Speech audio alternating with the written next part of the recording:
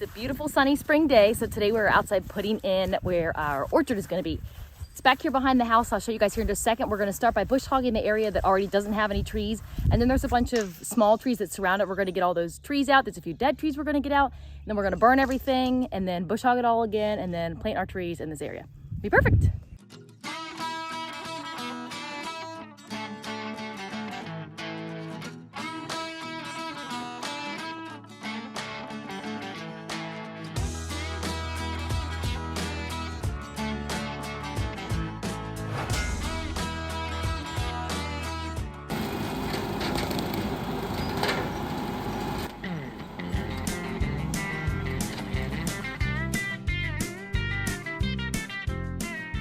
So here's where the back of the house is, obviously. This is an apple tree that we planted last year.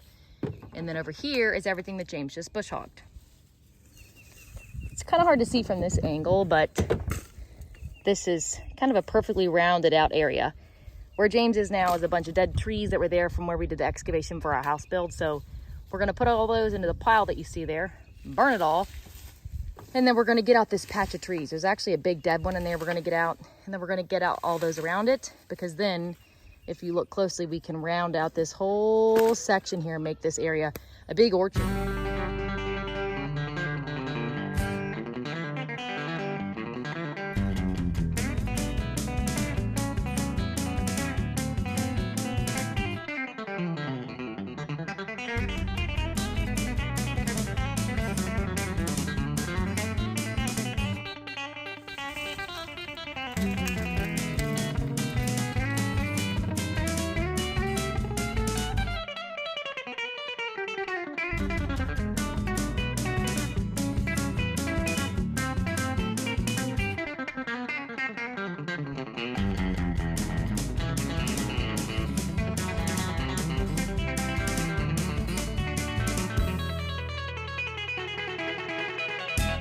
Okay, so here it is. It's hard to tell from the video what all we did, but we actually did a lot and cleared out a lot. We did about 3 hours more worth of work that we did not record any of, but anyway, here it is. So we ended up not clearing out this patch of woods because this area ended up being bigger than we thought. So this will be a nice size orchard. We did cut down the dead tree, of course, but left some of the other ones, but I'll walk into it to kind of better show what all we cleared out. And when we did cut down the dead tree, a giant branch unfortunately hit this apple tree, but that's okay. So we did clear out a lot along this woods line. There's our burn pile. At one point, this thing was like 10 feet high in the air. It was a really big pile. So that's all burnt. You can see my shadow. And then down here, we cleared out a lot as well. This giant tree here, we did clear out around that too, so we can walk around it. This is a red oak. It's a beautiful tree, so we wanted it to have some clearance to walk around it. I do need to still take out this cedar tree and this tree and that one, those three, just to kind of round out this edge back here. But I forgot to have James cut those down. There's those. We also need to take out that little cedar tree right here. But now you can walk around this tree. And I'm thinking about putting a swing back here so the kids can have a little swing back here, or a rope swing maybe, to play in this tree where the orchard's gonna be. Okay, so from this angle, you can see pretty well how it comes around and it makes a big circle basically. We do need to, you can see here, cut down those two small trees as well. We'll walk around this tree. It's windy today. So you can kind of see the line here. So that's why those two trees need to go. Here's our house. And then I don't know if I'm gonna leave these little trees or not, to be honest with you, because this is kind of another bigger area here, but for now we'll leave them because it does round out this way. But over here you can see a lot where we cleared out as well. I'm gonna put a giant sign on this that says orchard. And here it is.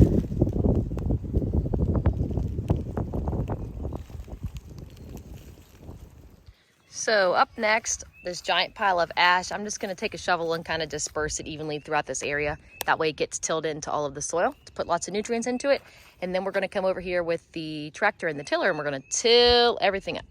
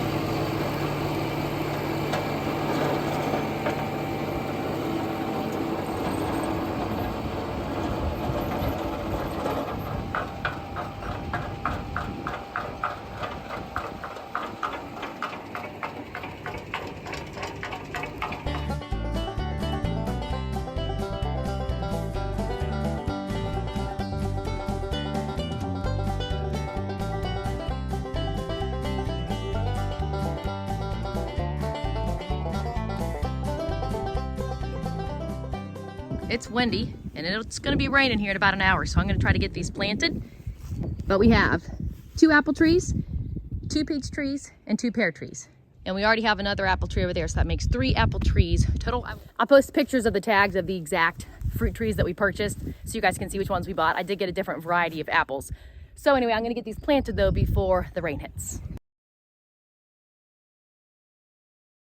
It's now August 10th, 2022. We've had our orchard out for a couple of months. I'm gonna take you guys over here and show it to you. We ended up doing things a little differently than I had planned. I actually thought that all the tree varieties that I bought were dwarfs, which they were not. Some of them are full trees and they get huge, and they have to have at least 12 feet of space in between them. So we ended up only putting a couple of trees over here in the orchard that we prepped that you just saw in the video. And then on the other side of our house, I'll show you where we actually ended up planting our apple trees. And I really like it like this. That way the trees have plenty of space and they can get to their full potential. So here it is. We just ended up putting 4 trees over here and it looks really, really nice.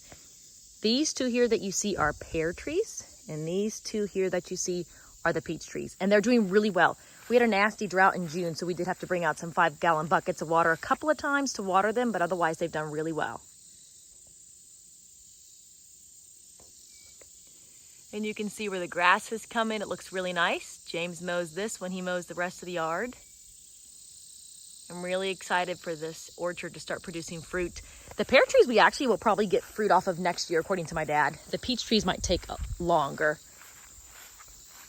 Let's go back here, and you can see back here. I still need to take this tree out. I always forget that it's there until I'm down here and don't have a saw with me, but we cleaned out around the trees well, so the boys love to come down here and they'll play in this little dirt area and walk around the tree and stuff. I like it. And James can actually get the 0-turn lawnmower around here as well. It's really fun. Here's the view of the orchard from this angle.